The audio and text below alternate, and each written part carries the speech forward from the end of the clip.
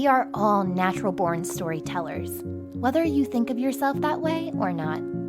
The stories that mold and shape our lives oftentimes become foundational parts of our growth, healing, and even generational experiences.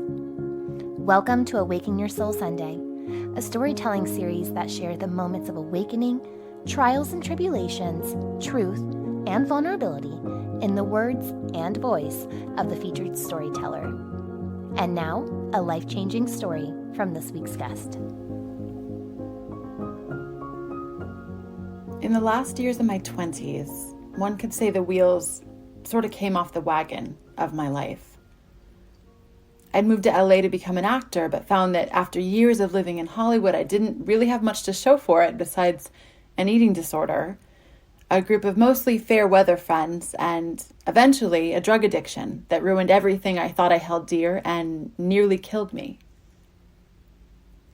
Though I'd tried to get sober multiple times, the vicious cycle went sort of like this. I'd wake up hating myself for not being the person I knew I should be, knowing I needed to stop putting substances in my body if I had any hope of fixing my life, swearing this would be the day that I stopped for good, knowing it, lasting a few hours if I was lucky, getting sick and sweaty and remembering all the reasons I hated myself and my life and all my mistakes, and then succumbing to that desire to blot out my consciousness and numb myself to those feelings. And by then I would do whatever I had to do to get my hands on more drugs that would do exactly that. I'd then briefly feel relief and soon realize I'd done it again. I'd failed again. I disappointed myself again, only to wake up the next day and start it all over. One could say I only got sober because life, or the universe, or whatever you want to call it, intervened in ways that I never would have chosen. In the span of 2 weeks, I lost my job, my car, my relationship, and I got kicked out of the place I was living. It was like a really cliche country song where the guy loses everything, except in those songs, the singer's usually likable and innocent, whereas I was guilty, and I had created the dumpster fire that was my life. As I watched my life crumble around me, I drug myself home to Northern California with my tail between my legs, seeking out the comfort and shelter of the only person who had always been there for me. No matter how selfish I'd been, no matter how many times I'd wronged her, and even after months earlier, I'd broken into her locked pharmaceutical case, stolen her Vicodin, and driven out into the night, dodging her phone calls for weeks. My mom who had raised me with morals like honesty and accountability and kindness. My mom who had struggled raising 2 kids alone, gotten us off of food stamps by putting herself through nursing school. My mom who also struggled with her own depression, but had watched me, her full of potential child, or so they said, waste away in front of her eyes as I descended into my own dark abyss. She said I could stay with her if I was sober. And I agreed, uncertain how or if that would actually happen. And though my journey wasn't linear, somehow I was able to cobble together a few days and then a few months, and eventually, in 2013, I celebrated 1 year sober. It was the hardest thing I'd ever done, and it was a messy and difficult year, and even so, my life began to change. And things began to get brighter. And then one day, soon after that 1 year mark, I got a call from my brother at work. He told me I needed to come home, something about Mom, and I could tell he'd been crying.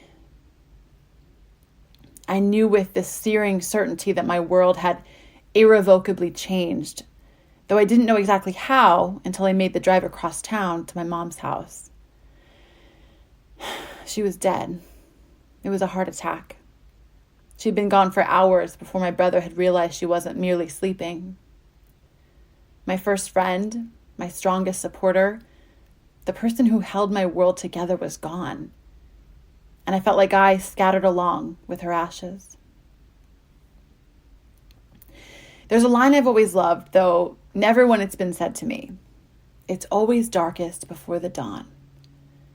If taken literally, it makes you think about how dark the night sky is before dawn breaks, how quiet, how looming.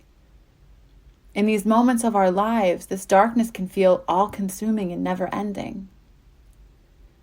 I kept spiraling and circling the same thought: how can I live the rest of my life without my mom? How? It didn't seem possible. It was like I was once again a dependent child, unable to care for myself, aware that nearly everything I did every day, like feed myself and clothe myself and talk to people, all of these things had been taught to me by someone I would never see again. Someone I'd taken for granted, someone I had mistreated, someone I'd assumed would always be there because she always had. The fact was, I couldn't imagine the rest of my life without her. I couldn't imagine what it would be like not to have her at graduation or a wedding, or if I decided to become a parent. And as I sat with this truth, I realized there was only one way through that moment, something I'd already learned when I'd gotten sober.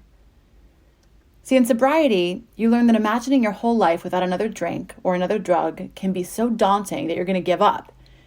So you learn to stay in the week, in the day, in the moment. I didn't have to know what having a wedding without my mother would be like. I just needed to brush my teeth that day. I just needed to get myself through one more class. I just needed to make it to bed that night. I also realized that in that most broken state, if I were to actually approach people with that less palatable but more truthful version of myself, that I could gain real community and connection with other people. Finally, in the months after my mom's death, I began to grapple with a relationship to a higher power or God or the universe or whatever you want to call it. I'd always sort of believed in God, but in this detached kind of way. Like I didn't really need God. I just wanted to believe.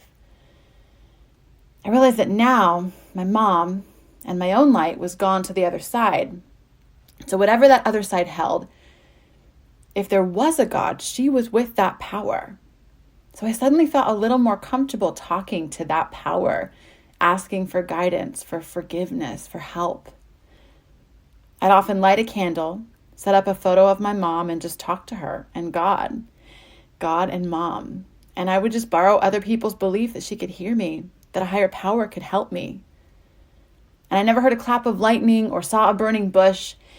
But the days I was able to put together in that motherless state became weeks, and I actually managed to stay sober. And then the months went by, and the grief didn't go away, but it did soften.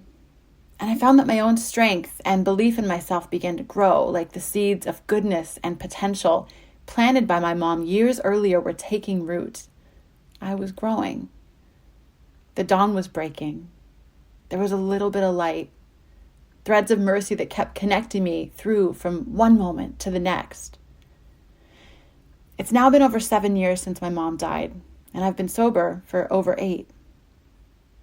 In that time, I've continued to grow a deeper relationship with myself and people and a higher power.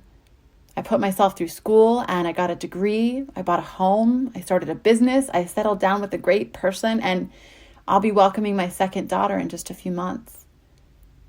The darkness never fully leaves because life is messy. It's not linear. During this pregnancy, I was once again hit with the grief of not having my mom by my side, and I spent the summer sinking into a depression that still sometimes visits. In this particular darkness, though, something else was trying to be born. I kept thinking about all the questions I wish I'd asked my mom while she was alive, and things I wish I knew, and I realized I wanted to write down my answers for my own daughters. Then I decided I wanted to create and publish this journal for other people, which was something I'd never done. But I pieced one step in front of another through nausea and exhaustion and often depression, and a journal was born. It's called Questions You'll Wish You Asked, and it's a time capsule journal for moms to write down their memories and their truth and the hopes they have for their kids. And it was cathartic to create a way for others to leave a legacy, and just another example of the unexpected gifts that darkness can bring, how sometimes it can alchemize and lead us into light. As my journey continues to unfold in all of its ups and downs and imperfections, and as I reflect on the nights I kept thinking I had ruined everything, that my life was irrevocably damaged and off course and there was no hope. I now view those days and that girl with compassion and understanding. The same compassion I hope you extend to yourself if you find yourself in the middle of your own abyss, in the middle of your own dark night of the soul. After all, it's always darkest before the dawn. And you don't have to see the light. You just have to keep going. For more information on this week's guest, visit the episode notes section on mindbizlife.com. And if you'd like to share your story with us, click on the Awaken Your Soul tab on mindbizlife.com and fill out the submission form. Don't forget to share this episode with a friend, and be sure to give the podcast a 5-star rating and review on Apple Podcasts or wherever it is that you tune in and turn it up. Join me on Wednesday for more life mastery conversations, but until then, remember, every level of life is an opportunity to grow. Be well, my friend.